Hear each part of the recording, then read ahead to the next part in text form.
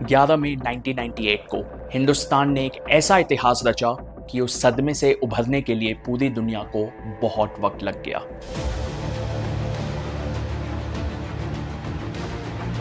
दुनिया भर के सो कॉल्ड पावरफुल नेशंस के नाक के नीचे हमारे साइंटिस्ट ने 3 न्यूक्लियर एक्सप्लोजन कर दिए और उन्हें भनक तक नहीं लगी। Today at 15:45 hours, India conducted 3 underground nuclear tests in the Pokhran range.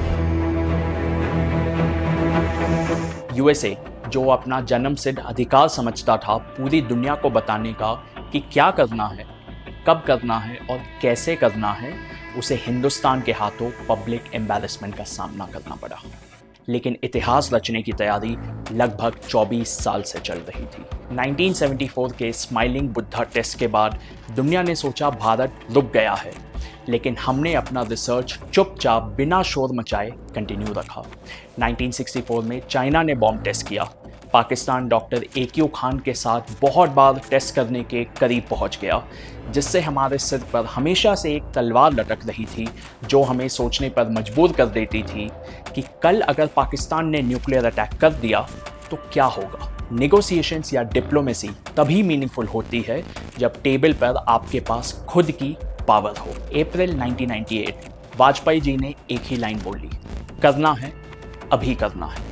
Green signal मिलते ही ऑपरेशन शक्ति स्टेल्थ मोड में स्टार्ट हो गया। सैटेलाइट ब्लाइंड स्पॉट्स एनालाइज करके केबल्स बिछाई गई। रात के अंधेरे में ट्रक्स ने न्यूक्लियर मटेरियल ट्रांसपोर्ट किए। साइंटिस्ट ने आर्मी यूनिफॉर्म पहनी ताकि कोई गेस भी ना कर सके कि ये न्यूक्लियर साइंटिस्ट की टीम है। 10 मई 1998 तक सब कुछ तैयार था और फिर 11 में दोपहर 3:45 के तीसरे, चौथे और 5वें सेकंड में 3 धमाके हुए। सीस्मोग्राफ ने 5.2 मैग्नीट्यूड अर्थक्वेक रिकॉर्ड किया। पोखरन से 40 किलोमीटर दूर एक गांव की मिट्टी की दीवारें हिल गईं। लोग समझे भूकंप आया है। जब धूल बैठी समझ आया उनके पीछे की रेत भारत का गौरव बन चुकी है।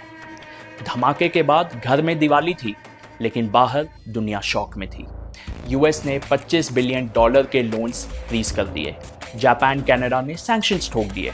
हेडलाइंस चिल्ला रही थी, इंडियन इकोनॉमी कोलैप्स होगी। IMF के एक्सपर्ट्स बोल रहे थे, इंडिया ने अपने पैर पर कुल्हाड़ी मार ली है। हमने कहा, कुल्हाड़ी भी मेड इन इंडिया होगी।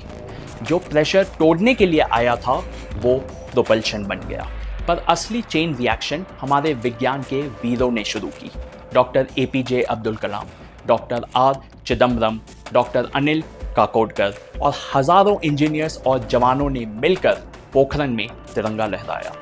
3 दशक तक टनल्स खोदे, मॉडल बनाए, सर्किट्स तैयार किए। किसी ने दिवाली घर पर नहीं मनाई, किसी ने शादी पोस्टपोन की, सिर्फ एक लक्ष्य की वजह से, भारत आत्मनिर्भर बनेगा। आइए सलाम करें उन सबको जिन्होंने भारत को दुनिया के नक्शे पर हमेशा हमेशा के लिए बोल्ड और कैपिटल लेटर्स में एस्टैब्लिश कर दिया। इस जीत के दूसरे पिलर थे वाजपेयी जी का स्टील वाला संकल्प। व्हाइट हाउस की वार्निंग्स और वर्ल्ड बैंक की धमकियां उनके टेबल पर थी, फिर भी उन्होंने पॉलिटिकल रिस्क अपने कंधों पर लिया। आर्मी और साइंटिफिक कम्युनिटी को पूरी ऑटोनॉमी दी और टेस्ट करने की परमिशन दी। यही वो लीडरशिप थी जिसने देश को सीधा ड्राइवर सीट पर लाकर बैठा दिया। लॉन्ग टर्म डिविडेंड भी कम नहीं थे। 2008 Indo US civil nuclear deal, Mars orbiter mission, Agni 5 की टेस्ट फ्लाइट, सब पोखरन 2 के बाद ही पॉलिटिकली पॉसिबल हुआ।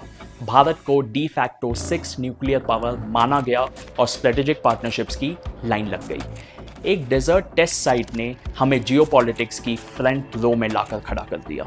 तो 2025 के लिए 3 सीधे लेसन्स। पहला, चुपचाप काम करो। दूसरा, फिर धमाके से सबको बताओ।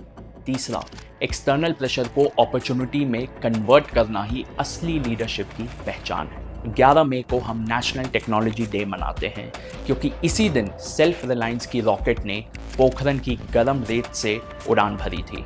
आप भी सपने न्यूक्लियर साइज देखो, मेहनत लेजर प्रिसाइज रखो। मैं शिवम आपसे विदा लेता हूँ। जय हिंद।